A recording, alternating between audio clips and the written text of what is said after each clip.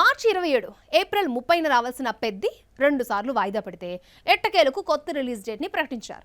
June 25న థియేటర్లోకి వస్తోంది. మరి జూన్ 4న రావాల్సిన టాక్సిక్ కూడా వాయిదా పడ్డం గ్యారెంటీనా?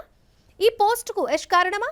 ఓటీటీ డీల్ అవ్వకపోవడం వల్లే టాక్సిక్ రిలీజ్ పై అనుమానాలు వ్యక్తమవుతున్నాయా?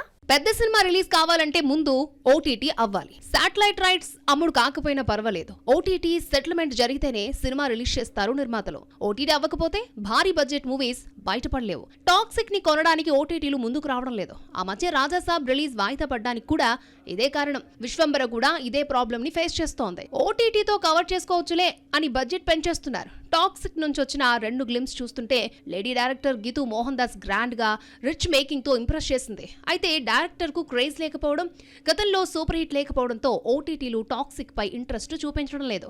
యష్ కి KGF 2 వంటి బ్లాక్ బస్టర్ హిట్ ఉన్నా రిలీజ్ అయి 4 ఏళ్లు కావడంతో ఈ హిట్ ని అందరూ మర్చిపోయారు. వెనకాల KGF 2 లాంటి రికార్డులు తిరగరాసిన సినిమా ఉంది. ఓటీటీ నుంచి ఫ్యాన్సీ రేట్ వస్తుందని మేకర్స్ కలలు కన్నారు. కానీ అవి కలలుగానే మిగిలిపోయాయి. పాన్ ఇండియా మూవీగా రిలీజ్ అవుతుంది కదా, అన్ని భాషలో కలిపి 250 కోట్లు వస్తుందని అంచనా వేస్తే 120 కోట్లకు మించి ఇవ్వమని డిజిటల్ సంస్థలు తేల్చేశాయి. బడ్జెట్ 500 కోట్లు దాటిపోవడంతో సగమే ఓటీటీ నుంచి రావడం మేకర్స్ కి షాక్ ఇచ్చినట్టయింది. కియారా అద్వానీ, నయనతార, హ్యుమా కురేషి, రుక్మిణి వసంత్ వంటి స్టార్ కాస్ట్ తో తీశారు. KGF 2 హిట్ తర్వాత యష్ రెమ్యూనరేషన్ దాదాపు 100 కోట్లకు చేరింది. నటీనటులు, టెక్నీషియన్ల రెమ్యూనరేషన్ కే 200 కోట్లు దాటింది.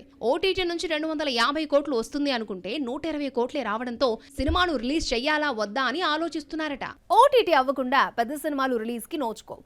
సినిమా థియేటర్లోకి వచ్చి ఫ్లాప్ అయితే ఇస్తామన్న అమౌంట్ కూడా ఇవ్వరు. అవసరమైతే రిలీజ్ డేట్ ని వాయిదా వేస్తారే కానీ ఓటీటీ కాకుండా సినిమాను విడుదల చేయలేరు.